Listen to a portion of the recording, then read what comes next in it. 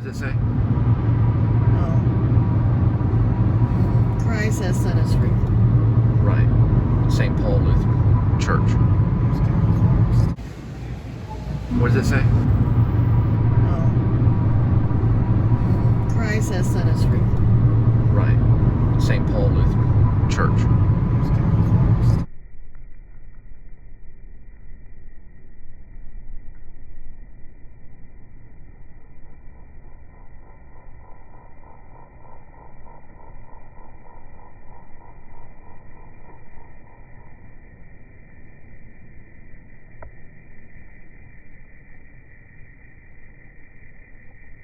Back to the heist film. And I think it starts off, of course, Josh Brolin is a dock worker at the engravings, so the printing and engraving building, Fort Worth. So he's basically got this whole dock kind of janitor too. It's kind of got like two positions. He does some janiting work, and then he works for like a temp company that went out there to get clearance and stuff, and he's just doing dock work, like a dock worker. Pretty clean record. This is like a first time big score for him. So it's basically called The Pit. So that's the alias. And he gets access to the dock to sweep up, these, shards of metal and things like that they use when they bring in and reshape some of the engravings. Basically cleaning the area and stuff like that. He just walks over basically when it's disassembled and takes like 2 or 3 pieces of it, because he knows when they do these things, because he's the one that's kind of got access to it first, even though he was told to do it because he became a militia member for the Head, which is Brad Pitt's character known as the Wahlberg. So he basically walks in, and he knows when they're disassembling the thing and to clean the actual printing device where they print the money. He takes a couple of them where they disassembled it, puts it in his pocket, and goes back to act like he's sweeping. Of course, the camera probably got him at this point, but it really didn't, because Norton, played by Bradley Cooper, has already hacked the entire computer systems, probably in a 50-mile radius all the way around the facility. So he already has it in his pocket. Simply just puts on his stuff. He's going to take a break. Not really a criminal at all. He's just working for the militia. He found out about militia from a gun club, and they all this is all masterminded by the Brad Pitt character, which is known as the Wahlberg. Walks out, sends his text message, jumps on his ninja bike that he has under an embankment, and then hauls ass off. And then it begins. Now, the $1 million cash thing, they probably just take that for, extra. The head militia guy, played by Brad Pitt, who is also known as the Wahlberg. That's his alias, the Wahlberg. He's a security guard at the front. So he's wanting people and stuff like that. There's going to be some comedy in that, too. You know what Brad Pitt would probably do, But he's wanting people and things like that. And eventually he does like a what's it called, a distraction, and he distracts a few of them and realizes that Josh Brolin's character, the Pit, has just taken the engravings, and he goes, stop him, and runs in there. Right. That's how the next guy comes in, and they grab the $1 million. There's a distraction. They create a fake distraction. There's a name for that. You know the name. And maybe a smoke bomb's dropped or whatever, and then that's how they get the $1 million. Put it in a bag, and they put that on the Ninja, which is probably most likely inside the facility somewhere. They had brought it in. Now we see their whole assembly of their escape, or their whole assembly of their flee from the authorities from the heist throughout the film. It goes in non-linear, and it shows some of that. I can do that. I could do it linear like the score, but that sometimes is long-winded and it's not as entertaining. So we just bring in a little moment where there's a scene non-linear later on in the film, and it'll show how they brought in the bike in the facility and things like that. Oh, there's a Politos. Now, Brad Pitt's character, also known as the Wahlberg, creates a diversion, goes in and grabs the money with another guy that comes in with the bikes, and they take off. They've already pre-cut the fences, so they know exactly where to go. They go through the fences, and then they can get to the road and then to the highway. The place is just begging for something like this to happen because it's right next to a highway that goes right over to the speedway. If you go to the speedway and you go, west, you're going to end up in the Panhandle, and there's nothing but truckers going down that main road, which is 114, US 114. That's one of their escape routes. Even though one goes north and south and east and west, they all can meet up, or basically pretty much 114 or 377, which goes all the way to Mexico if they wanted to.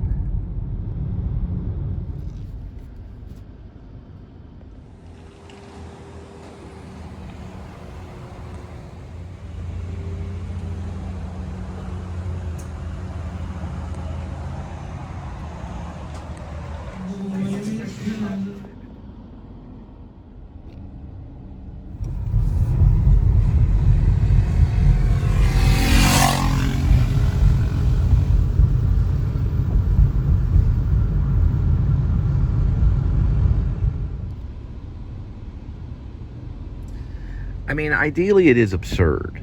It's supposed to be a little absurd and kooky, and at times, even the scene at the Texas Motor Speedway where all the smoke bombs are laid out and all that stuff, it's supposed to get kind of over the top. So if it's too over the top, you can always tone it down and trim it.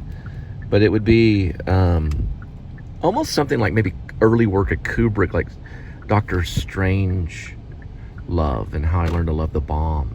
But this is like dealing in the mysteries of militia and the fear of the militia. Totally, that's exactly what it'd be. So I am going to put down Dr. Strangelove. I'm going to put that down as a film mix.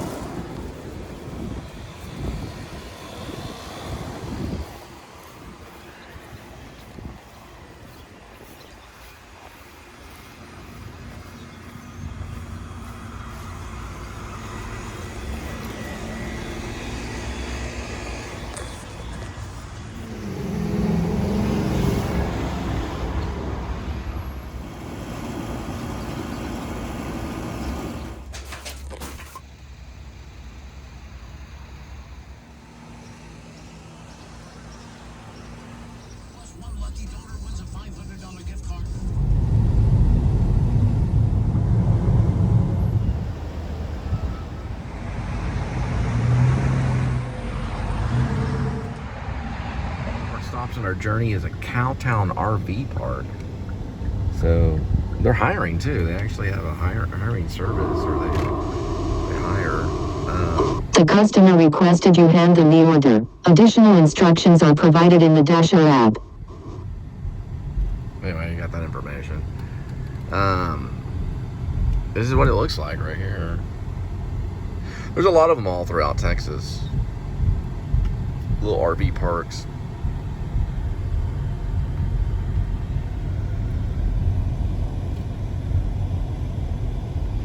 Stephen King, they're kind of like the not people. That's what they call them. I gotta go back and watch that Dr. Sleep. I didn't even watch all of it. It's disturbing. But this is like a lot of it right here. Pretty crazy.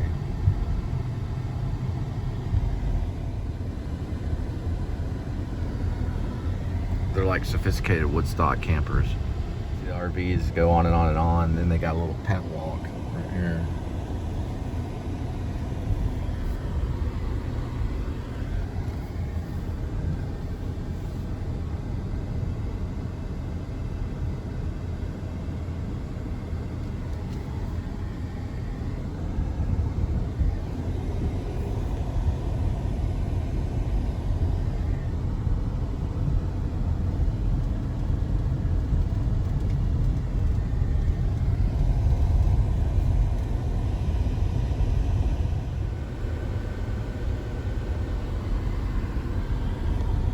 They even got a laundry room right here, but there's no pets allowed.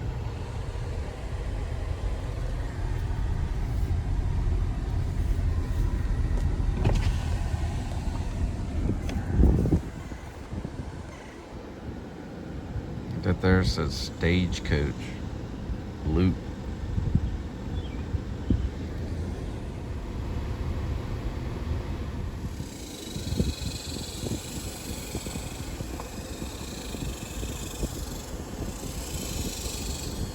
Got a hammock right there.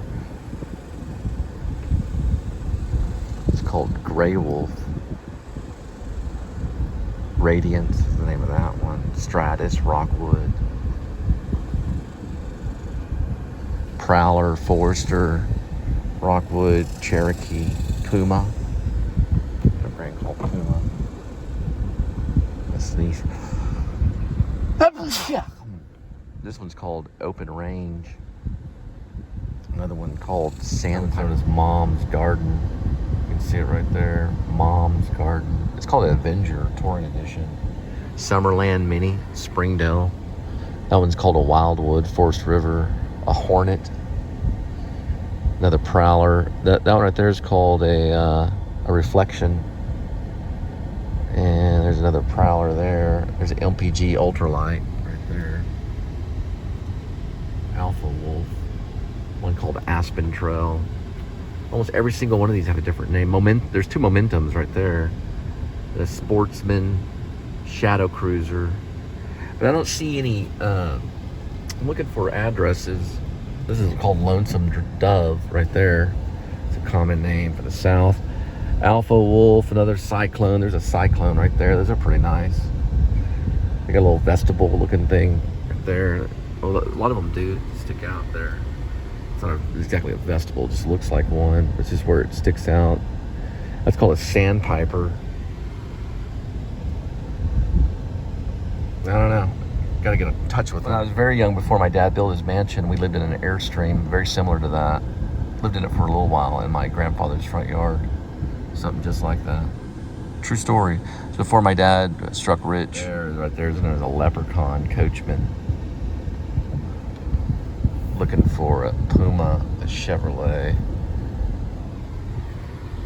a Launch Starcraft.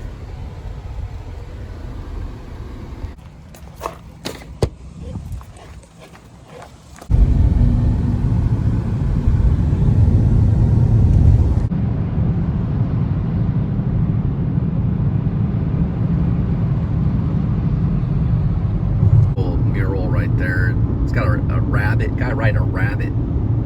It says Texas Brombaus. It's a furniture place. Kind of like in Raised in Arizona, where the guy's, his name is Arizona. It's not his real name though. His real name is Huffines, and they suspect him of stealing his own baby because his baby gets kidnapped. And he changed his name to Arizona, and the FBI's there, and they ask him, well, sir, is there any reason why you changed your name to Huffines? I mean, I'm sorry, change your name from Huffines, change your name to Arizona? He goes, yeah, would you buy unpainted furniture from a place called Huffines? Here we go with today's number.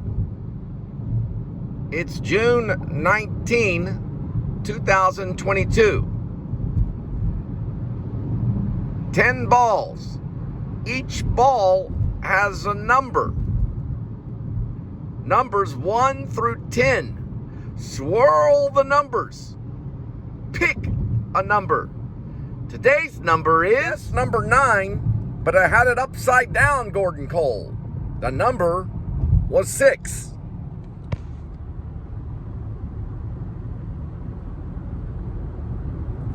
Approaching Fort Worth today. It looks like Hate, Evil, Cling to Good, maybe? Can't see it all though. St. Paul Lutheran Church. You can see the top part of it. But Hate, Evil, Cling to Good is what I'm thinking.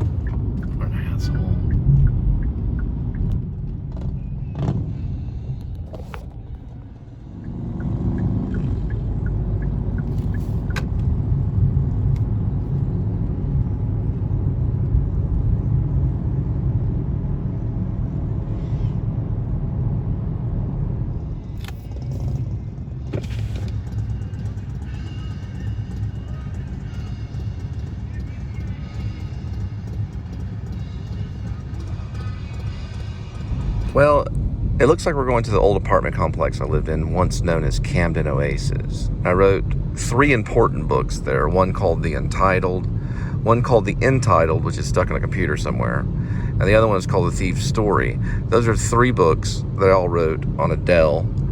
And and then I wrote a series of plays and some screenplays and a lot of poetry and songs.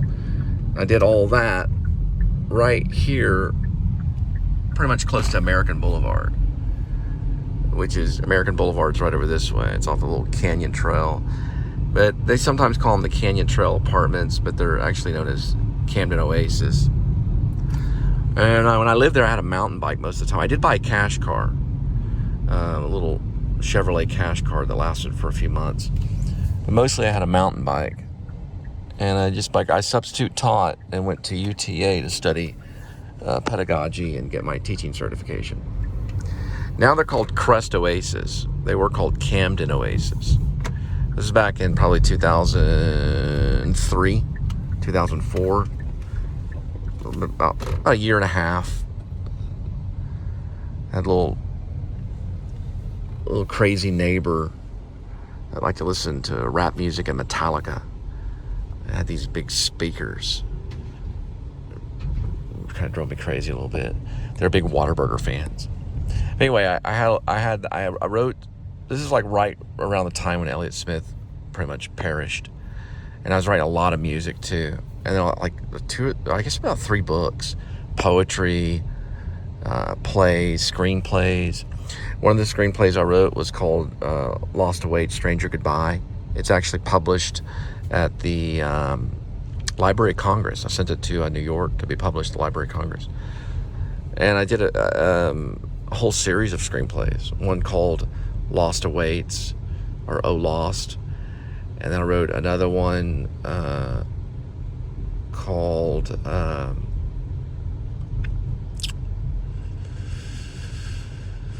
Lost and Found. Lost was a title for a lot of it. I used to park kind of like in this area right here. I worked at a few restaurants downtown Dallas. I used to take the train, the Trinity Express in downtown Dallas. I worked at Porta de Rama, the Dreamers Cafe, and I also worked at a place called Houston's. And I also I worked at a few factories around here too, and a lot of schools. I was a substitute teacher for about 2 or 3 years. The whole stretch of being a substitute teacher was about 6.5 years, almost 7 years. That's what I did. And these clerks got mad at me for taking a Nutri-Grain bar that was 2 for $1. And I got some ramen noodle and a Nutri-Grain bar. And the other one, which is buy one, get one free, I just put in my pocket. And he chased me out of the store and they ended up stealing my mountain bike and getting a backpack of mine. It's a cheap backpack, but it was a used backpack. The mountain bike kind of made me mad. And I moved back to Fort Worth over a Nutri-Grain bar, which is 50 cents. He couldn't even have the heart to lend me a Nutri-Grain bar. But I did get, some discounted power bars and stuff for a while. I was really hungry. I ate out of the trash here a few times. I think it was right here. You go through here. And it's one of those back there, I think, I lived at. Could have been this one. Yeah, it was this one. It was right up there. It was on the 3rd floor right up there.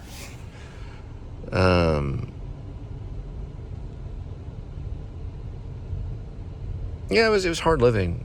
I dumpster dive over here so I could write the novels. And I was a big jogger. I'd jog like sometimes 4 miles a day, 4 to 5 miles a day, and ran a marathon from here into the other zip code, the other direction down there. I actually did run a marathon. That was one of the places I'd sometimes dumpster dive every once in a while when things got really bad. But mostly made, money as a waiter. It's and substitute teacher and things like that. I'd borrow my mom's car because she worked at a nearby American Airlines facility, and I would go and substitute for the day and then return the car when it was done. Did that for a while. Camden Oasis. The Camden Oasis collection.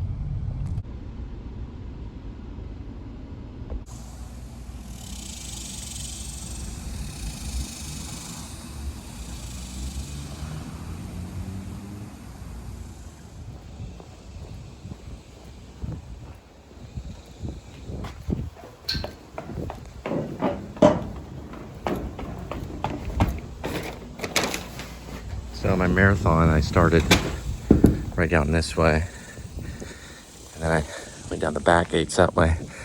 I jogged 27 miles, a little more than a marathon, all the way over to the next zip code, kind of not too far from where a church used to be called. Yeah, they changed their name. Yeah, I said it in my mind, but anyway, way over there on the other side, kind of like towards Arlington, was about 27 miles. It was actually about 12 miles one direction and about 14, 15-ish, that ballpark coming back, coming to a total of about 27 miles. Jogged and walked half of it. And I took the cash car to, or no, actually, I think I took my mom's car to map it out on mileage. It was a long freaking jog. But it took almost the whole day. I lived on mostly power bars, and I was mostly a vegetarian on a high vitamin diet. Here it was. Yep, I remember this clear as day. My neighbors were crazy. It was an apartment. Well, now it says 2310. Probably on my record, meaning that the rental agreement kind of thing. It's right there, 3rd floor, right there. My neighbors were really noisy. They lived right there. And I keep my mountain bike pretty much up there. I have to haul it down the staircase, and I'd go this way to go where the train station was, which was by Trinity Railway, well, it's Trinity Railway Express. There's a mountain bike right there. It's chained up. I think I kept mine maybe chained to the gate, maybe inside. I don't really remember if I kept it inside or not. I probably kept it inside. And yeah, I would get up really early, bike down. I also worked at the 7-Eleven off Trinity, and I'd bike down to the Trinity Railway Express, and I'd get on the train, and I'd head in Dallas, and I would wait tables for the day, or sometimes I'd schedule an audition at Theater 3. Sometimes I was doing like musical theater auditions too. Sometimes Dallas had a lot of that. It's a lot of fun.